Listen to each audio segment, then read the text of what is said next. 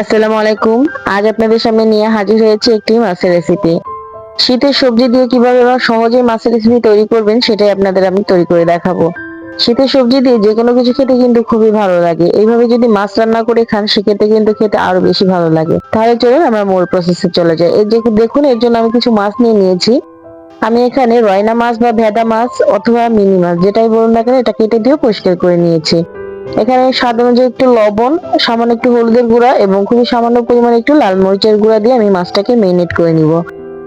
আর আমি কিন্তু এখানে আমার পছন্দ অনুযায়ী মাছটা নিয়েছি। আপনারা কিন্তু আপনাদের পছন্দ অনুযায়ী যে কোনো মাছই নিতে পারেন, কোনো সমস্যা নেই।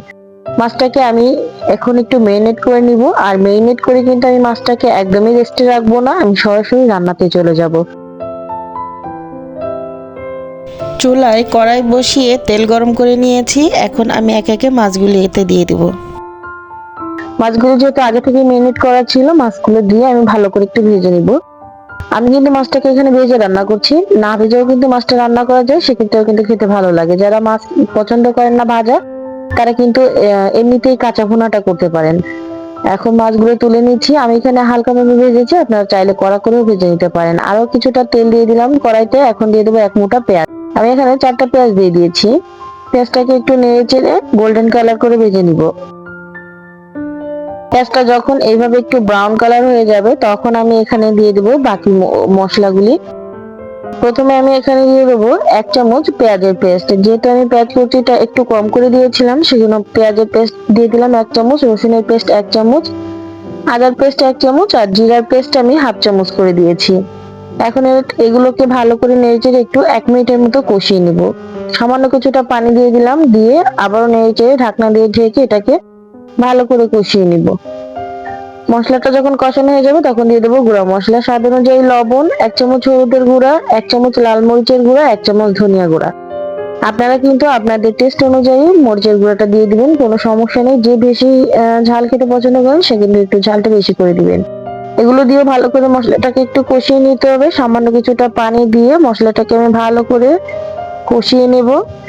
আর মশলা কষানোর সময় আপনারা একটু ঢাকনা দিয়ে কষিয়ে নিতে পারেন, সেক্ষেত্রে কিন্তু মশলাটা খুব ভালো করে কষানো হয়, খুব সুন্দর একটা ফ্লেভার বের হয়। ঢাকনা দিয়ে ঢেকে দেখুন, মশলাটাকে আমি কিছুটা সময় একটু কষিয়ে নিয়েছি, উপর থেকে তেল ভেসে উঠেছে। এই পর্যায়ে আমি এখানে দিয়ে দেবো সবজি। আমি এখানে সিম এবং আলু সবজিটা কেটে রেখেছিলাম, এটাই দিয়ে দিচ্ছি। আপনারা চাইলে কিন্তু অন্যান্য সবজিগুলো দিতে পারেন। সিম, আলু, টমেটো এগুলো দিয়ে মাছ রান্না করলে কিন্তু খেতে খুবই ভালো লাগে। আপনারা চাইলে এর সঙ্গে ফুলকপি অথবা শালগম যে কোনো কিছু পছন্দ অনুযায়ী আপনারা কিন্তু এখানে সবজিটা দিতে পারেন। শীতের সবজি যে কোনো কিছুই খেতে মাশাআল্লাহ অসাধারণ লাগে। মশলার সঙ্গে সবজিটাকে ভালো করে নেড়েচেড়ে কষিয়ে আমি এখানে স্বাদ অনুযায়ী কিছুটা পানি দিয়ে দিলাম। আর এখানে এই পানিটা দিয়েছি আমি সবজিটাকে সেদ্ধ হওয়ার জন্য। দেখুন, 5-7 মিনিট পরে এটা কিন্তু পানিটা শুকিয়ে গেছে, সবজিগুলো কিন্তু আমার এখানে সেদ্ধ হয়ে গেছে, পারফেক্ট ভাবে সেদ্ধ হয়ে গেছে। এখন আমি এখানে দিয়ে দিলাম ফুটন্ত গরম পানি।